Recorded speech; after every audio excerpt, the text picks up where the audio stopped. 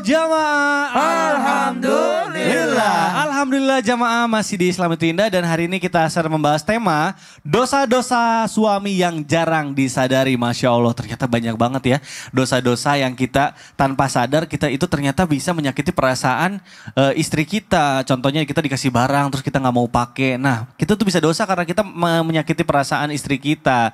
Baik selanjutnya saya mau ke Ustadz Syam nih. Ustadz tadi kan saya ngajakin main game karena saya di rumah tuh nggak boleh main game. Nah karena istri tuh ngelarang-larang gitu. Nah sebenarnya kalau misalnya istri ngelarang kita main game karena bikin jengkel gitu. Terus suaminya juga jadinya kesel gitu. Itu gimana sih cara meyakinkan istri agar tidak selalu melarang suami agar tidak menjadi dosa? Mohon penjelasannya Ustadz Syam. Silakan. Solusi dia tapi guruku Habib Usman, Ustadz Maulana, Mas Mikdad serta guru-guru kami yang dimuliakan Allah Subhanahu wa taala yang insya Allah pagi harinya dipenuhi dengan keberkahan umur, rezeki serta keberkahan daripada pasangan dan keturunannya. Karena yang namanya pernikahan itu kita butuh keberkahan. Betul. Ya, istri mungkin subhanallah punya kekurangan tapi keberkahannya banyak. Mungkin ada pasangan suami istri belum dikaruniai keturunan tapi keberkahan dalam keluarganya banyak. Maka keberkahan inilah yang kita kejar. Subhanallah. Ketika seorang istri melarang suaminya dengan hobinya, kita sebut aja hobinya. Melarang suaminya dengan hobinya, akhirnya suaminya jengkel nih.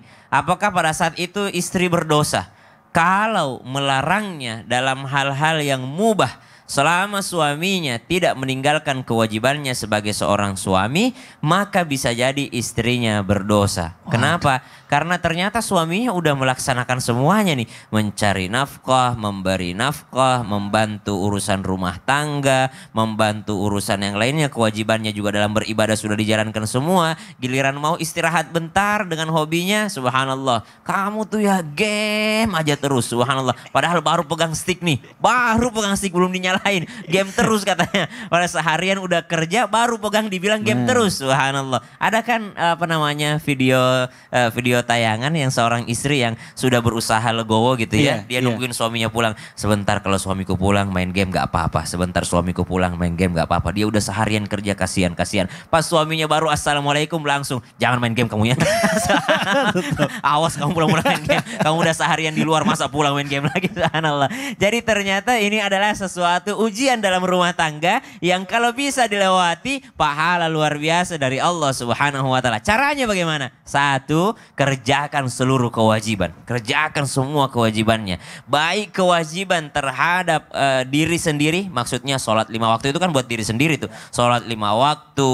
Kemudian kewajiban-kewajiban yang lainnya. Ataupun kewajiban terhadap orang lain. Kepada istri penuhi nafkahnya. Bukan hanya nafkah materi. Mungkin kita merasa udah sepenuh kok kewajibannya, udah dapat nafkah materi. Ada nafkah lahir batin seorang istri. Dia mungkin butuh perhatian. Dia mungkin ingin didengarkan curhatannya. Ingin didengarkan ceritanya pada hari itu. Mas hari ini sarapan aku masak ini, aku kena ini loh. Tadi aku lihat ada video lewat seperti ini loh. Semua FYP diceritakan. Padahal FYP di HP-nya sama HP kita sama-sama muncul. Ngapain diceritakan ulang gitu ya. Subhanallah. Maka dia butuh mungkin teman cerita. Ya nafkah perhatian juga. Kemudian ada nafkah pendidikan agama yang dibutuhkannya. Setelah memenuhi semuanya, tidak ada salahnya ketika butuh hiburan atau butuh istirahat. Yang ketiga, banyak memang juga seorang laki-laki tanpa bermaksud menggurui ataupun mengajari, mudah-mudahan kita sadar sebagai seorang pemimpin rumah tangga, memang menghabiskan waktu dengan gamenya. Subhanallah. Banyak, tidak bisa kita pungkiri seorang istri banyak yang curhat HP-nya suaminya, apalagi kalau sudah main judi online.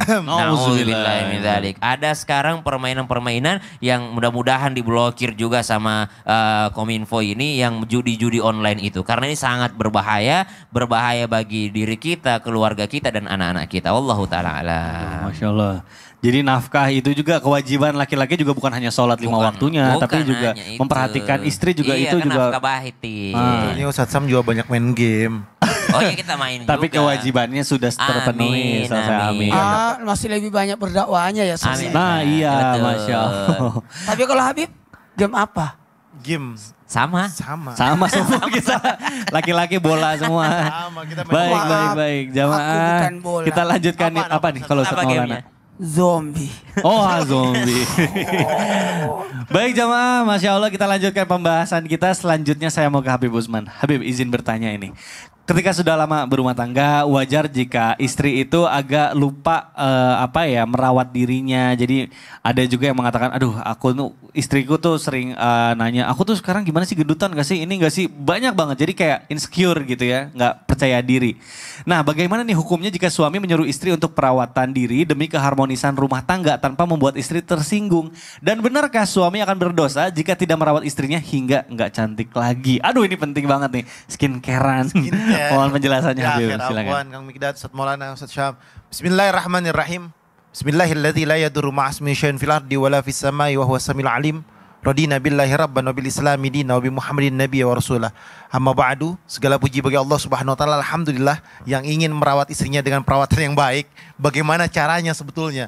Jadi Ya. yang pertama adalah kita sebagai suami dan istri harus yang ada namanya mawaddah warahmah, cinta dan kasih sayang. Sebagaimana tadi Ustaz Sam, Masya Allah, menceritakan bahwasanya Siti Aisyah itu suka diajak lari sama Rasulullah SAW, balapan lari. Nah, kalau zaman sekarang, kalau misalnya kita tahu nih, istri kita nih kayak udah gendut banget nih kan, udah gemukan. Yuk kita ikutin sunnahnya Rasulullah, kita lari-larian, ya kan?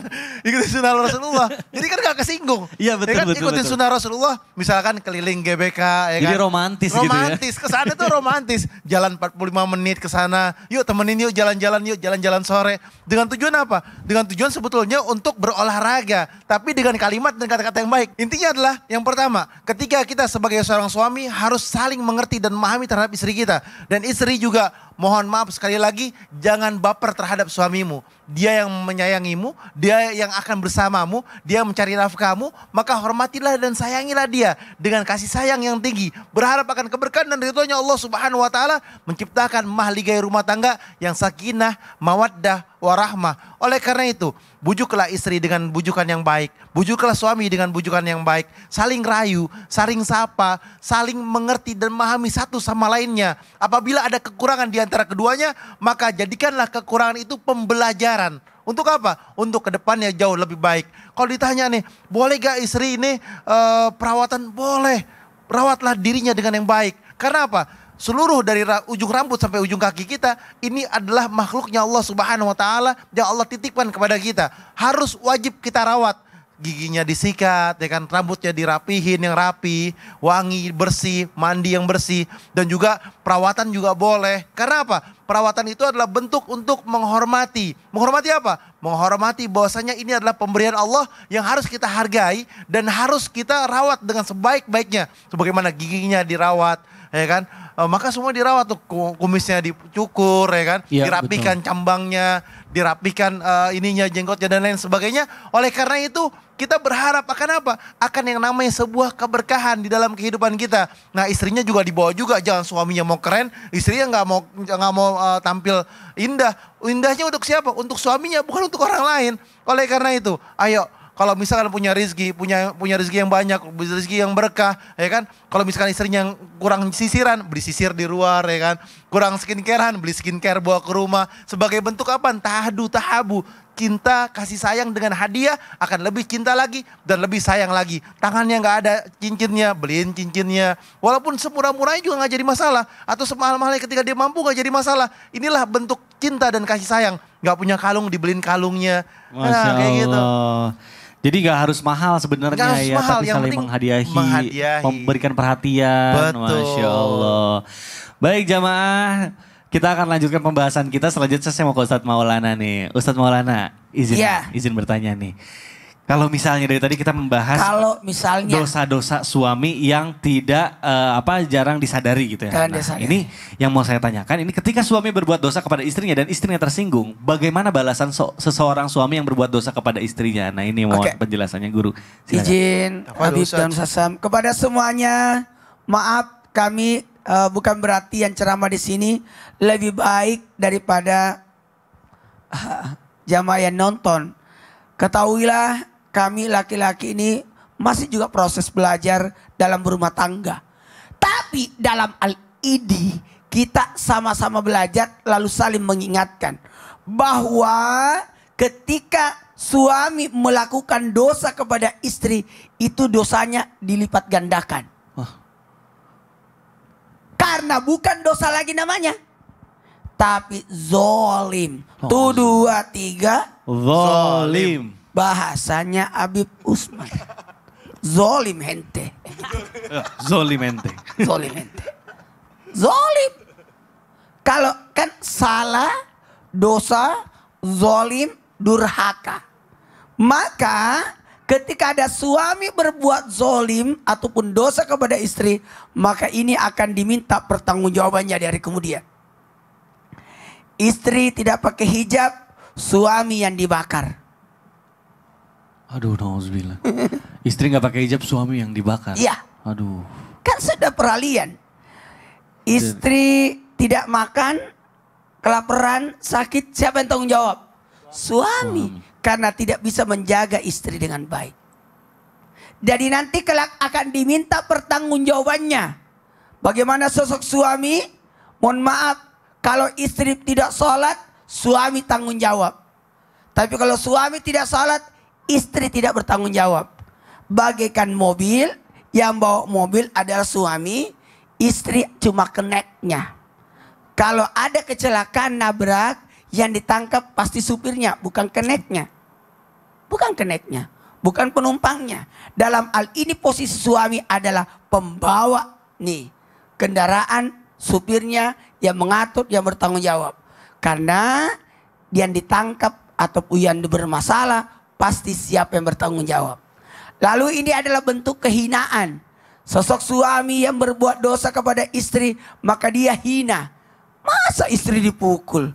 Suruh pakai rok aja dia itu. Masa istri dimarah-marahin, disakiti hatinya.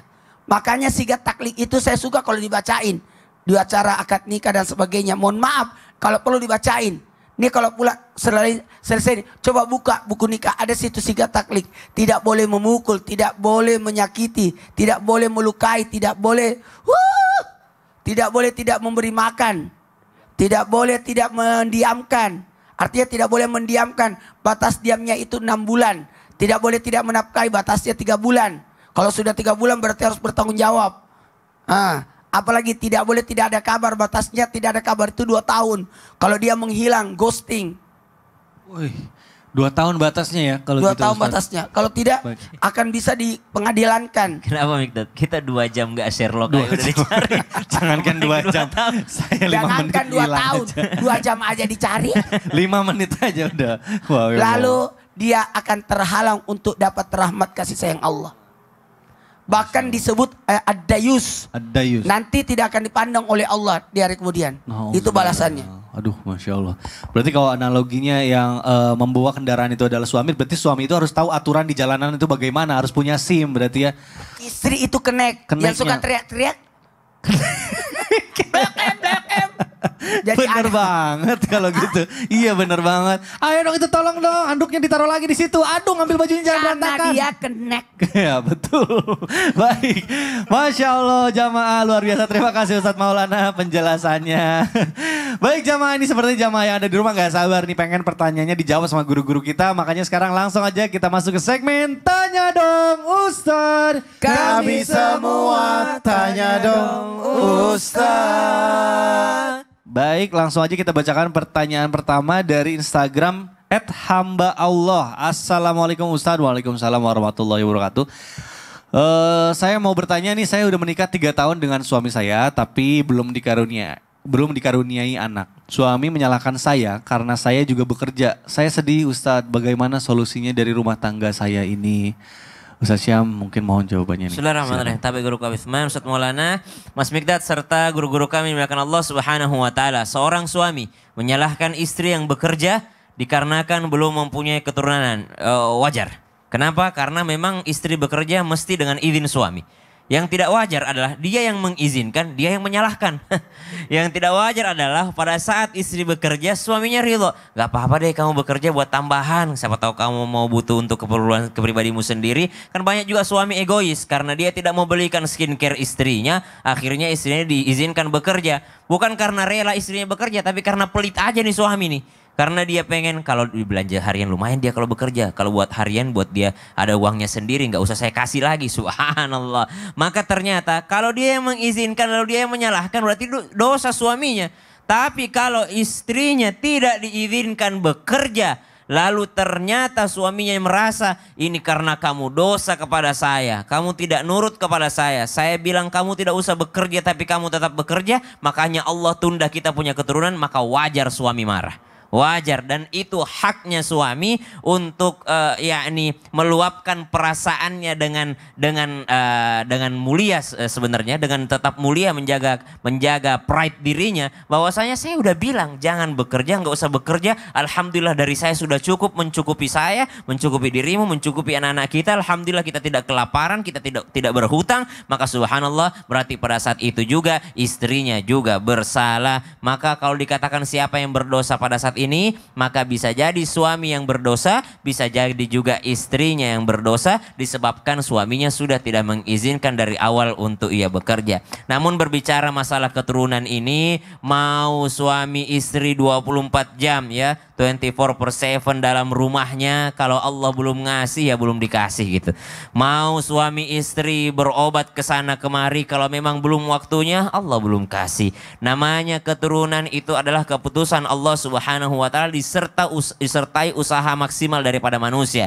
Jadi setelah suami memeriksakan diri, sang istri juga memeriksakan diri ke dokter, lalu berikhtiar maksimal. Setelah itu minta sama Allah Subhanahu wa taala dengan doa. Surah Al-Anbiya ayat 89, Rabbila tadharni farda wa anta khairul warithin. Itu nomor 1.